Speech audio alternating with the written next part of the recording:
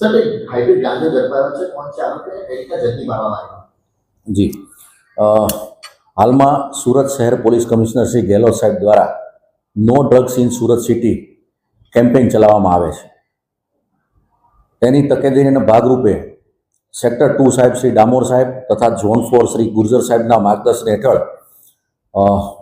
ઉમરા police સ્ટેશનની સર્વેલન્સની team નાર્કોટિક્સનો જથ્થો શોધવા માટે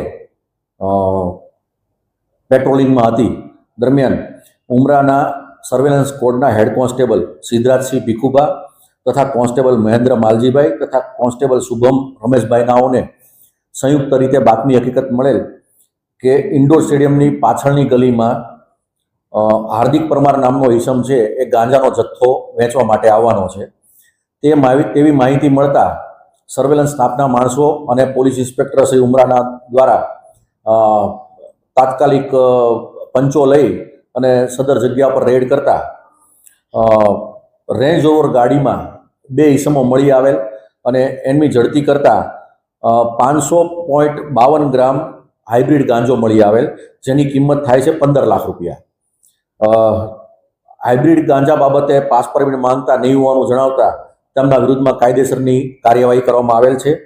અને એમાં એક છે હાર્દિક રાજ સન ઓફ યોગેન્દ્રસિંહ પરમાર, જે ઉંમર વર્ષ 25નો છે અને રાજપૂત ફળિયું ડભોલી ગામ ખાતે રહે છે. અને બીજો ઈસમ છે એ છે જેનિસ સન ઓફ ચતુરભાઈ કાથરોટિયા, જે 20 વર્ષની ઉંમરનો છે અને રામબાગ સોસાયટી અશ્વિની કુમાર રોડ પર રહે છે. પ્રાથમિક પૂછપરછમાં હાર્દિક રાજે ગાંજો મંગાવેલો હતો અને આ જેનિસ કાથરોટિયા છે એ આપવા માટે આવેલો અને રેડ દરમિયાન પકડાઈ ગયેલા છે. સાહેબ આ લોકો કેટલા વખતથી ગાંજાનું આ વેચાણ કરે છે અને ક્યાં આ લોકો લઈ જવાના નથી આમાં? એ બાબતની પૂછપરછ હજુ ચાલુ છે. આરોપીઓના CDR મંગાવવામાં આવ્યા છે અને એના ઉપરથી આગળનું ઇન્વેસ્ટિગેશન ચાલુ છે. સાહેબ આ બંધો છે તે એક છે અશ્વિની કુમાર વિસ્તારમાં રહે છે અને બીજો ડભોલી વિસ્તારમાં રહે છે. સુરતના ગુજરો સિલેક્ટ કરવાનું કારણ શું આટલે દૂર? જનરલી જે આ સેલિંગ કરવાવાળા છે એ પોતાના વિસ્તારમાં ક્યારે પણ ડિલિવરી કરતા નથી.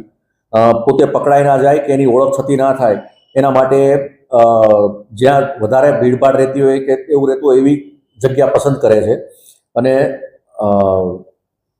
આ બાબતમાં એમના વિરુદ્ધમાં કોઈ ગુના દાખલ થયેલા છે કે કેમ અને કોને આપવા જવાના હતા એ બાબતની અમારી પૂછપરછ ચાલુ છે.